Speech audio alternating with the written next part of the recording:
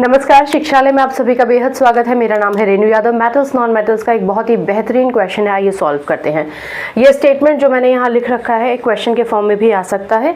वो आपको सिर्फ रिएक्टेंट्स लिख कर दे सकते हैं और आपसे प्रोडक्ट पूछ सकते हैं, या फिर पूरा वर्ड इक्वेशन यानी रिएक्टेंट प्लस प्रोडक्ट पूछ सकते हैं वर्ड इक्वेशन के फॉर्म में, और इक्वेशन बनाने के लिए कह सकते हैं। ठीक है, हमने यहाँ पर सिर्फ हाफ स्टेटमेंट लिखा है, यानी ये आपसे कहते हैं कि क्या होता है जब जिंक रिएक्ट करता है हाइड्रोक्लोरिक एसिड के साथ। हाइड्रोक्लोरिक एसिड हो, कॉन्सेंट्रेटेड एसिड हो या डाइल्यूट हाइड्रोक्लोरिक एसिड हो।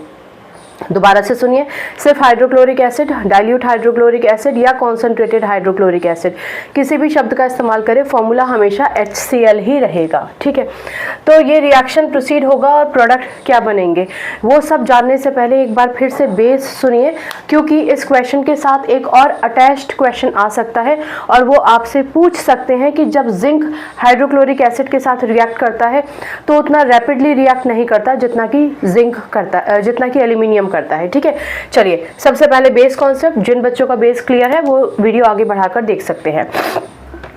रिएक्टिविटी सीरीज लिखते हैं KNaCaMgAlZn Fe, फिर टिन लेड हाइड्रोजन, और इसके बाद आ जाते हैं CuHgAgAu। ठीक है ना, ये रिएक्टिविटी सीरीज में हर बार हर लेक्चर में आपको इसलिए तो बताती ही हूँ कि आपका बेस कॉन्सेप्ट क्लियर रहे और आप बेस से कनेक्ट करें लेक्चर को, और इसलिए भी कि हर बार अगर आप इसको सुनेंगे तो स्वतः ही आपको याद हो जाएगा। अब यहाँ पर दो चीज़ें ध्यान रखने वाली है, एक तो ये कि हाइड्रोजन ये रहा और जिंक रिएक्शन कर रहा है हाइड्रोक्लोरिक एसिड से।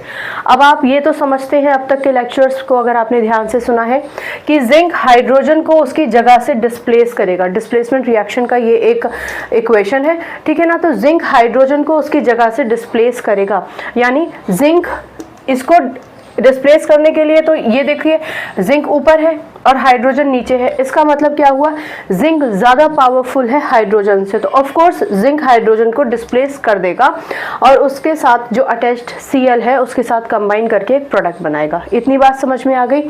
अगर ये समझ में आ गया तो एक चीज़ पर और ध्यान दीजिए, वो है एल्यूमिनियम। ये देखिए एल्यूमिनियम कहाँ है, एल्यूमिनियम यहाँ है जिंक के ऊपर, एल्यूमिनियम जिंक के ऊपर है और उसके बाद कुछ एलिमेंट्स हैं और फिर हाइड्रोजन यहाँ है। तो ये भी आपको याद रखना है। जो पार्ट मैंने क्वेश्चन का लिखा नहीं है, जो मैंने आपको वर्बली बताया कि कंपैरिजन पूछते हैं एल्यूमिनियम और जिंक के रिएक्शन की स्पीड का, तो उसके लिए ये रिएक्टिविटी सीरीज आपको हेल्प करेगी। चलिए अब हमारे पास रिएक्टेंट्स हैं और हमें बनाना है प्रोडक्ट। ठीक है ना, स्टेप बाय स्टेप जाते हैं, इनको तोड़ते हैं। Zn होता है Zn2 पॉजिटिव।